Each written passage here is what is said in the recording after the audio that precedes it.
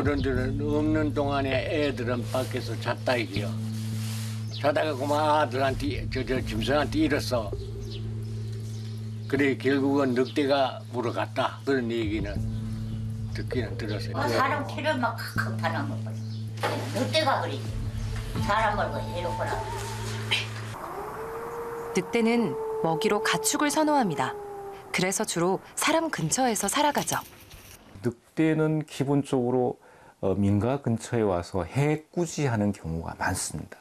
특히 산간 지역에서는 늑대의 활동 영역하고 인간의 생산과 그 삶의 영역이 겹치는 부분이 많은데 잔인하고 먹이 사냥을 인간과 공통적인 부분이 있어서 겹치는 부분이 있어서 늑대를 부정적으로 보는 경우가 있습니다. 늑대는 북반구의 거의 전 지역에 걸쳐 서식합니다. 가축이 많은 유목민의 땅 중앙아시아의 개체수가 많고 우리나라나 중국 같은 농경민족이 사는 곳은 적었죠.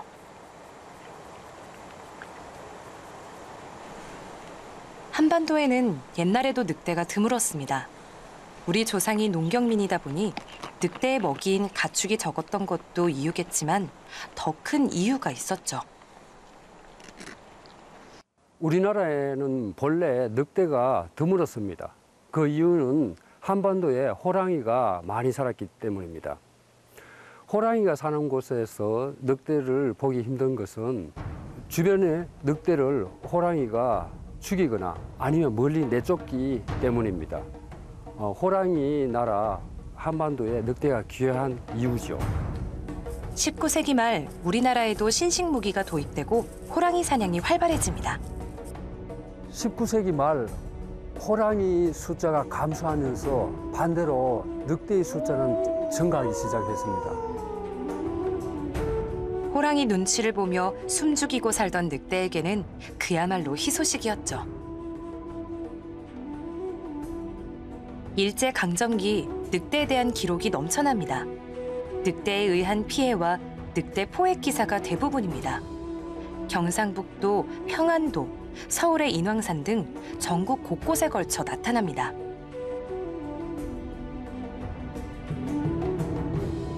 이 시기 늑대 이야기에는 흥미로운 점이 하나 있습니다. 이놈의 늑대가 막 까나나오 부는 소리를 하는데 나왜 까나나 발포 땡기질라니 막 에 우는 그 소리래요. 내가 몇 자주 가있길래 조금 더 가서 또 우는 소리 그래요. 내가 또 몇 자주 걸어가 봐요. 또 조금 더 나가서 울어. 이놈을 뭐 옛날에 어른들이 도깨비한테 올게했다 이래 올게 가는구나. 까나나 우는 소리를 자꾸 궁금해서 따라갈까 이래요. 냉전 호흡 빠져보면 욕을 볼 파이지 뭐. 일제강점기 늑대 피해는 어린아이에게 집중되는데 다른 곳에서는 찾기 힘든 경우입니다. 우리 어머니 아버지들이 이제 말씀하시는 걸 들었지 뭐요. 을라를 뱉게 재지 말라고 그런 얘기는 좀 들었어요. 어린애 갓난애를 밖에 멍석 깔고 옛날에 마당에 재했잖아요. 자잖아요.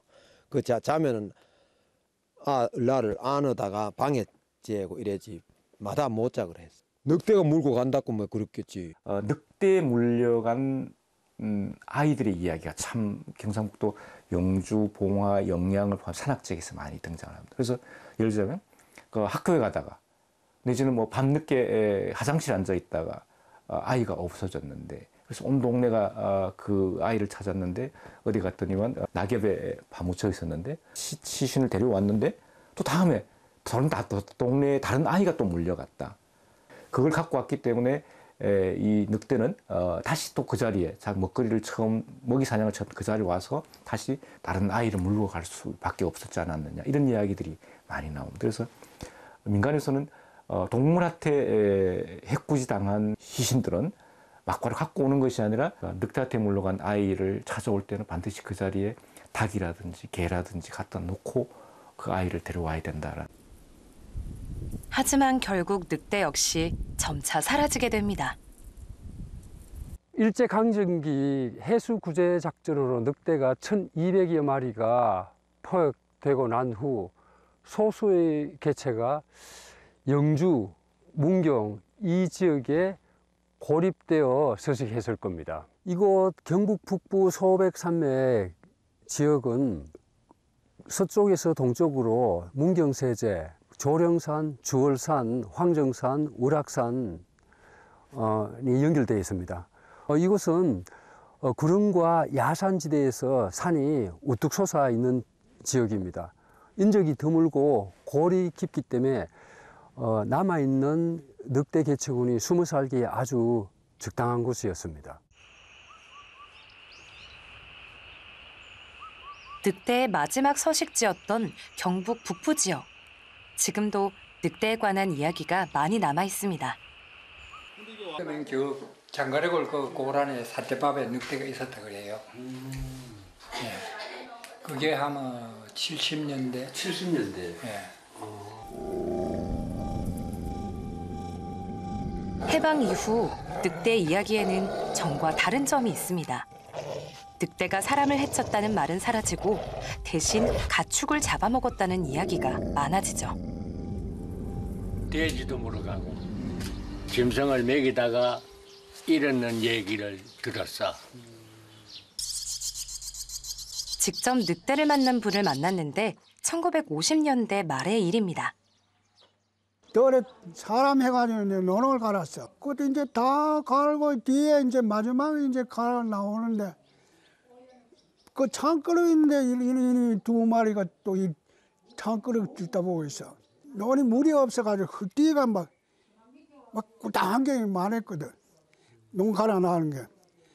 그걸 들어다가 가지고 고이 엇박질하고 막 저기 때리고 용왕이 맞았어. 용왕이 맞아 흙띠가 이만한 게 막 군디에 퍽금만 이만하게 붙어가지고 그만 들고 뛰더라고. 들고 뛰고 그 뒤에 오르고만 안 나타나. 90 넘은 할머니의 늑대에 얽힌 서글픈 이야기. 80년 전인 해방 전후의 일입니다. 우리는 부모집 가가지고요. 나이가 13살 먹고요. 무량 제기. 아, 봉화 무량. 거기가 극해요 뭐시래요. 어서 가고. 아 거기가 늑대가 해맞으면 늑대가 내려와요.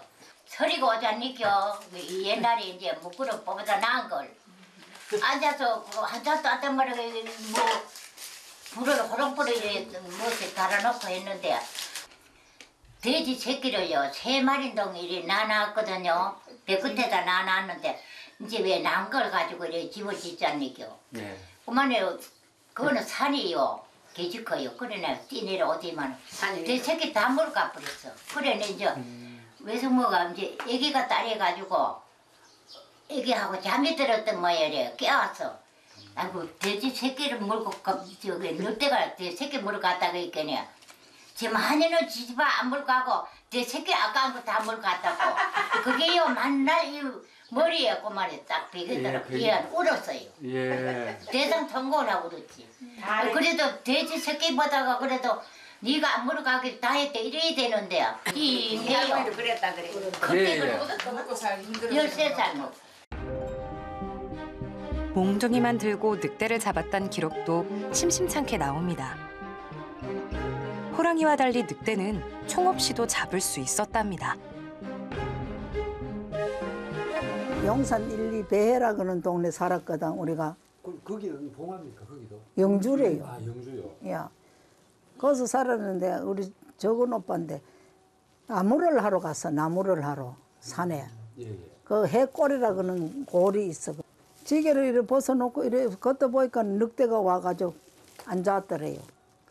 앉아는 개인 줄 알고 음악절에 장두나절 가지고 막 이렇게 탁 쳤대. 탁지 히뚝 자빠지더라 그래. 늑대가 자빠지고 한 마리는 도망가고 이랬대. 아 원래는 2마리였는데. 야, 그래가지고 한 마리를 짊어지고 와가지고 동네 사람 다 까먹었대. 짊어지고 와가지고 삶아 먹었대. 그걸 삶아 먹고 나니까는 밤으로 무사가지고 막 영주로 이사를 가버렸어. 1960년대 초까지만 해도 경북 영주와 봉화 일대에는 늑대가 건재했던 모양입니다. 상망동하고는 거리가 뭡니까? 상방동에서는 10리길이래 거기. 경상북도 영주시 상망동의 한 야산. 과거 늑대골이라 불릴 만큼 늑대가 많았던 곳입니다. 1963년 이곳에서 늑대가 포획됩니다. 어미가 아닌 어린 새끼였습니다. 새끼 늑대는 정규진 선생이 기르다가 창경원에 기증합니다. 그 일을 생생히 기억하는 아드님께 당시 이야기를 들었습니다. 산에서 강아지인 줄 알고 동네 어디 가니까 짚을 이렇게 모아놓고 거기다 놨더래요. 그래가지고 산개인 줄 알고 그걸 담아가지고 뿌리는 거예요. 그때 6마리인가 됐어요. 6마리. 몽골이나 알타이, 텐샨 등지의 유목민은 지금도 늑대굴에서 새끼를 꺼내 기릅니다. 눈 뜨기 전에 어린 것을 데려오면 늑대 새끼는 사람을 어미로 알고 따릅니다. 갓난 새끼 늑대는 강아지와 거의 구분이 어렵습니다. 그날 영주 장날이었어요. 장날. 5일장, 10일 장날인데 노인네가 나무 얽은 나무에다가 이제 강아지인 줄 알고 장날 파러 가는데 아버지가 보고 늑대다. 그 노인네들은 늑대인지를 모르죠. 우리 어른 알아가지고 내가 산다. 그래가지고 돈을 주고 늑대를 샀어요. 새끼는 자라면서 점차 늑대만의 특징이 나타납니다. 늑대는 결코 개가 될 수 없죠. 어떻게 강아지랑 무슨 차이가 있었어요, 근데요? 차이가 많지요. 왜 첫째 눈이 시올로 갖고 개는 한 며칠 키우면 꼬리를 흔들잖아요. 꼬리 흔드는 법이 없어. 꼬리 그리 커요. 밑에다 끝에는 깔아앉아. 흔드는 법도 없고 항상 인상 쓰는 그런 거예요. 눈이 지켜 올라갔어요. 새끼 때 늑대의 눈은 푸른색인데 자라면서 점차 호박색으로 변하죠. 맹수의 본능도 점차 나타나기 시작합니다. 돼지 동네 오면 돼지가 오면 새끼 오면은 가만히 앉아 있다가 자기 가까워야 오면은 그 타력이 금방에 와야 그러면 탁 쫓아가는 거예요. 탁 한 번 물어보면 그 자리에서 그만 돼지가 죽어버려요. 그리고 뜯어먹어보는 거예요. 생걸로. 사람을 보면은 이렇게 막 공격하려거나 공격하죠. 공격하려고 그랬어요? 공격하지. 나도 이거 깨물리는 자국이 현재까지 있지만은 사료를 주려고 탁 이래 했더니만은 갑자기 탁 깨무는 거야. 우리 어른은 가면 괜찮지만 그래가지고 그것만 가지도 못했어요. 한번 깨물리고 난 후에는. 근데 저기 어르신께서 아버님께서 만지시면 가만히 있어요? 왜 가만히 있죠. 걔는 뭐 꼬리 흔들지만 꼬리 흔드는 법도 없고 옆에서 그냥 이렇게 문 열고 이랬었어요. 그 아버님을 되게 좋아했나 보네. 예, 아주 좋아했어요. 아버지 자전거 타고 실 내려가 전에 나오면은 근방에 가면 한번 알아. 발자국만 소리 들어도 알아. 그때 그렇게 참 이 냄새나 이 모든 게 다른 짐승하고는 차이가 많더라고 보니까.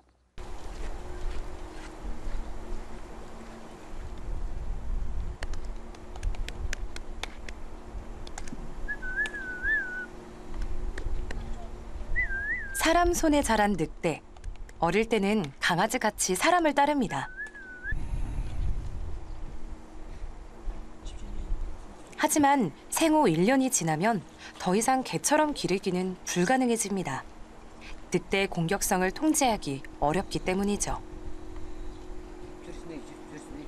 늑대를 참견해서 구하려고 그랬는 모양이라 그런데 그래가지고 수소문을 해가지고 영주에 늑대가 있다. 그래가지고 창경을 직원이 왔는 것 같아 내 기억에. 그래가지고 우리 돈 받고 팔 수도 없고 그냥 기증을 하겠다. 여기 갈 때는 내하고 같이 이제 박스에 담아가지고 기차에 싣고 갔어요. 1963년 새끼 늑대가 잡힌 후에도 부근에서 몇 차례 늑대가 포획됩니다. 하지만 1970년대를 지나며 점차 늑대 이야기는 사라집니다. 그 후에는 뭐 민가로 내려가는 법도 없고 돼지를 잡아가지고 못 캔 적도 없대 그래요. 언제 어느 날 어서 지더라고 자꾸 그자. 요것도 있다고 막 이랬는데 여기 도로가 나고 막 없어져. 그럼 차가 많이 댕기고 없어져. 지속적인 밀렵과 독극물에 의한 감소는 피할 수 없었고 그나마 1960년대를 지나면서 늑대 목격 소식도 더 이상 들리지 않게 되었습니다. 마지막 한국 늑대입니다. 영주 늑대의 후손으로 서울대공원에서 1997년 6월 11일 숨을 거두죠. 그날 이후 늑대는 완전히 사라집니다.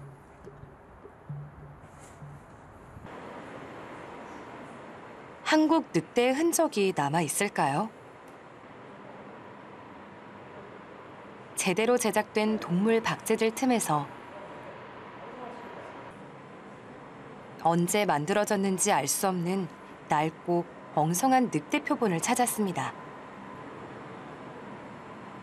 창경원으로 간 영주 늑대나 그 후손일 겁니다. 특히 이제 이 라벨을 보면 왼쪽 회색 개체는 영주 늑대의 즉 의미가 확실한 것 같고요. 영주 늑대는 동물원에서 검은색의 새끼를 낳았다는 기록이 남아있는데 이 녀석이 그 새끼가 분명합니다. 19세기 말 20세기 초 늑대는 한반도 자연생태계의 주역으로 잠깐 등장해 숱한 이야기와 전설을 남기고 호련히 사라집니다.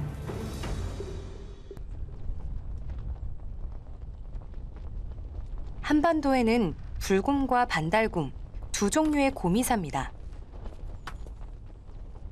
단군 신화에 등장하는 곰은 어느 종류일까요? 현재로서는 알 수 없습니다.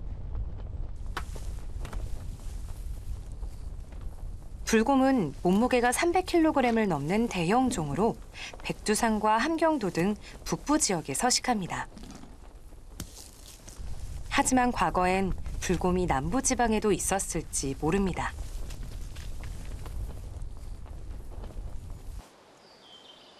반달가슴곰은 소형으로 몸무게는 불곰의 반에 불과한 150kg 정도입니다. 우리나라를 포함해 일본, 러시아, 중국에도 있죠. 반달가슴 가장 큰 특징이라고 볼 수 있는 가슴의 V자 형태의 반달 무늬를 가지고 있고요. 둥글고 큰 귀와 날카로운 발톱, 그리고 나무를 상당히 잘 타는 동물입니다. 주로 초식을 하고 있는 잡식성 동물이고 주요 먹이가 도토리, 다래, 산딸기 등 나무 열매, 그리고 초본류를 주로 먹습니다. 모두에게 친숙한 동물 곰. 곰에 관한 이야기는 넘쳐날 것 같지만 사실은 전국 어디서도 곰에 관한 목격담을 듣기는 어렵습니다. 그런 소리를 못 들어봤어요. 뭐 곰이 여기 저 굴에 들어가 잤다 이런 얘기 어른들도 많이 들었지만은 보지도 못했고 잡아보지도 못했고. 곰은 저 산에 곰 봤다 소리는 못 들었어. 곰 이야기가 적다는 사실은 곰이 인간 가까이에 살지 않았음을 의미하죠. 민간에서 옛날에 곰을 봤다는 이야기는 별로 없습니다. 대신에 여우, 늑대, 호랑이 빠지 봤다는 이야기는 이야기할 수 있는데 곰은 일찍이 우리 이 일상적인 삶의 영역에서 막 일찍 퇴출되지 않았을까 싶어요. 인가 근처도 내려오는 호랑이, 늑대 같은 육식동물과 달리 곰은 주로 사람이 없는 깊은 산 속에서 생활합니다. 일반 사람들이 곰을 마주치기 힘든 이유는 곰들이 아주 깊은 산 속에서 살아가기 때문에 그렇습니다. 즉 인가 근처에 내려올 큰 이유가 없는 것이죠. 곰의 먹이는 과일과 나무 열매 같은 초식성이며 일부 육식 먹이도 곤충이나 개미에 불과하죠. 인가 근처에서 곰이 어떤 가축을 습격할 이유도 없고 깊은 산속에서 모든 먹이를 구할 수 있고 또 깊은 산속은 밀렵도 없고 사람의 간섭도 없기 때문에 깊은 산속에 사는 동물입니다. 곰 이야기가 적은 다른 이유는 호랑이 때문. 우리 조상에게 호랑이가 워낙 두려운 존재로 자리 잡다 보니 상대적으로 곰은 존재감이 적었죠.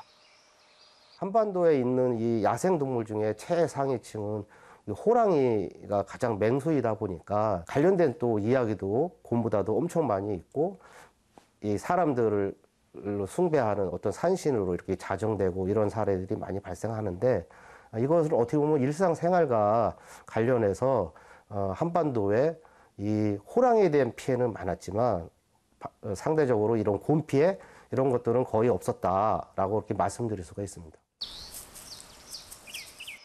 뒤뚱거리며 걷는 곰. 무척이나 둔해 보이죠? 그래서 곰에 대한 인식은 부정적이었습니다.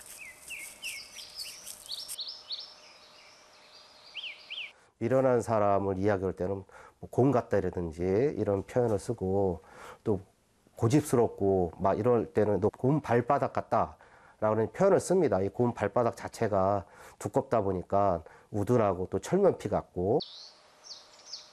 하지만 실제로 곰은 무척 빠르고 강한 동물이죠.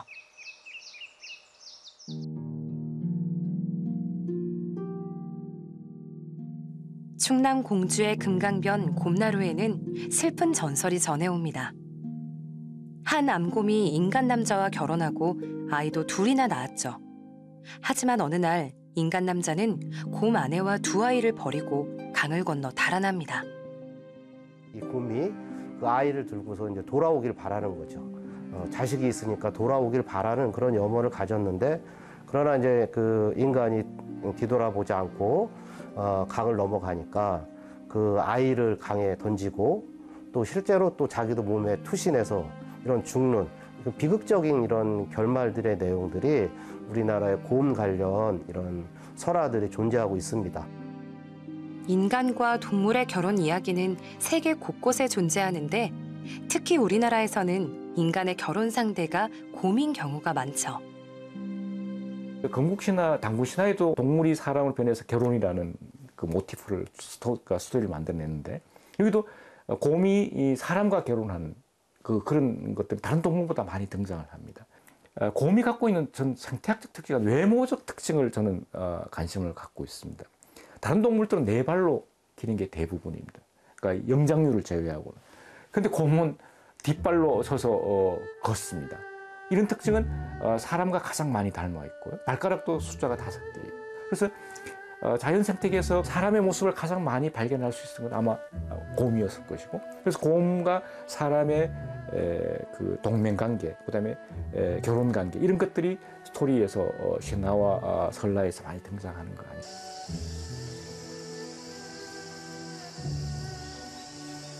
우리 민족의 곰 설화에는 곰이 여성으로 등장합니다. 다른 곳에서는 찾아보기 힘든 독특한 경우죠. 시베리아, 러시아 쪽에는 그 곰이 남자의 상징입니다. 그러니까 아무리 봐도 곰은 남성적인 이미지가 강한데, 근데 그 우리나라의 역사 속에서는 곰이 여성으로 웅녀, 그다음에 곰나루의 암곰, 그 곰이 성으로 따질 때는 여성성으로 등장을 해서 그러니까 남자와 결합하는 그런 그 이야기 구조를 가졌거든요. 이것은 우리나라에 나타나는 굉장히 재미있는 현상 가운데 하나인데요.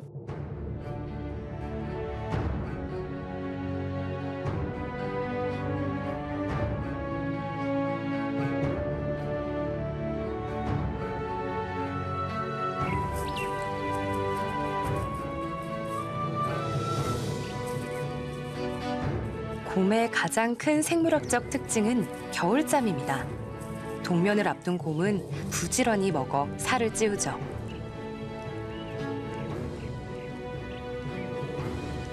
곰이 있는 골짜기는 가면 알아. 어떻게요? 도토리가 가면 도토리가 막 수북수북해. 손으로 긁어 담아도 많은데. 돼지고 곰이고 그 있는 데는 싹 주먹거리고 없어. 그런 게 알지. 곰은 어떻게 겨울잠을 자러 갈 때를 알 수 있을까요? 민간에서는 이런 재미있는 이야기도 전해집니다. 한 8, 9월 달 되면요. 살이 져가지고 이 목과 무시가 똑같아요. 곰도 뭐에 난가 올라가가지고 늘어져 뭐야. 난게 떨어져 보았어. 아프지 않고 그 살이 그만 좀 져서 이제 굴이 들어가야 된다. 이제 노인들의 그 전설이 그런 얘기. 곰의 동면에 관해서는 과학적으로 밝혀지지 않은 비밀이 많이 남아 있는데 대표적인 게 동면 중의 출산이죠. 한여름에 짝짓기를 해가지고 동면에 들어가서 새끼를 출산합니다.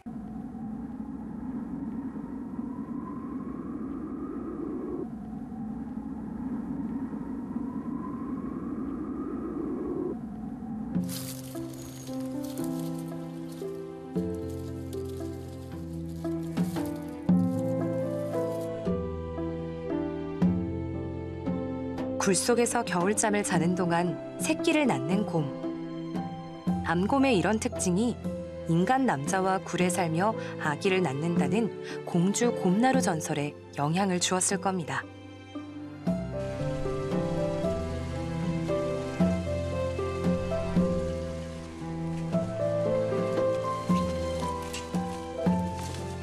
예상과 달리 겨울에도 곰을 만날 수 있습니다.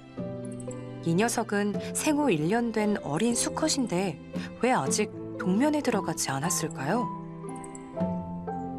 암놈 같은 경우는 만약에 출산을 앞두고 있는 암놈 같은 경우는 동면을 좀 일찍 들어가는 편이고요.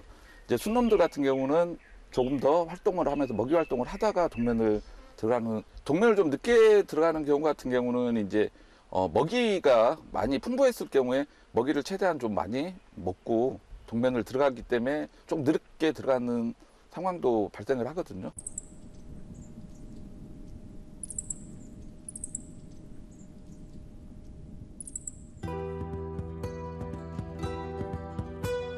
(1983년) 설악산에서 밀렵군의 총에 희생된 곰입니다. 당시 무척 충격적인 사건이었죠. 곰은 어느 동물보다 많은 순환을 당해왔는데 쓸개인 웅담은 고가의 약재로, 발바닥은 진귀한 식재료로 쓰였기 때문이죠. 곰 역시 일제강점기에 결정적인 타격을 받습니다. 일제시대에 보면 해수 구제 사업이 있었어요. 그러니까 인간에게 해로운 동물을 잡아 없앤다. 그때 기록에만 나오는 개체수가 1076개체를 포획을 했어요, 일제시대에. 곰이 댕기는 그 선로에 곰이 좋아하는 속에다가 다이너마이트를 설치해갖고 씹으면은 뻥 터지도록 그래가 곰 잡았지. 해방되고도 곰의 순환은 계속됩니다. 특히 설악산과 지리산 일대에서 밀렵이 심했죠. 60, 70년대에는 도심 문화가 굉장히 팽배했습니다. 이 사냥꾼들이 반달가슴을 굉장히 많이 죽였어요.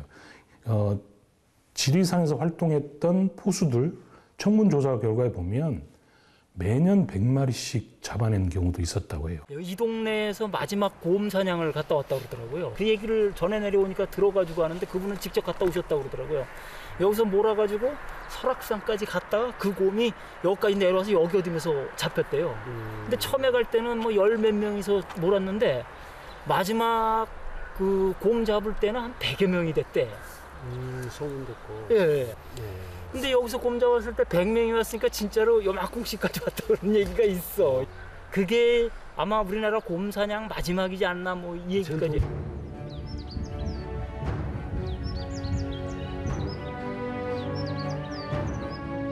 곰의 멸종을 눈앞에 둔 2004년 러시아에서 들여온 반달곰 6마리로 지리산에서 곰 복원이 시작됩니다. 야생곰은 현재 86마리로 늘어나 지리산을 중심으로 영역을 넓히고 있죠. 반달곰은 그 생태계의 우산종이라고 해요. 반달곰이 안전하게 살아갈 수 있으면 그보다 밑에 있는 동물들은 당연히 안전하게 살아갈 수 있는 환경이다 이거죠.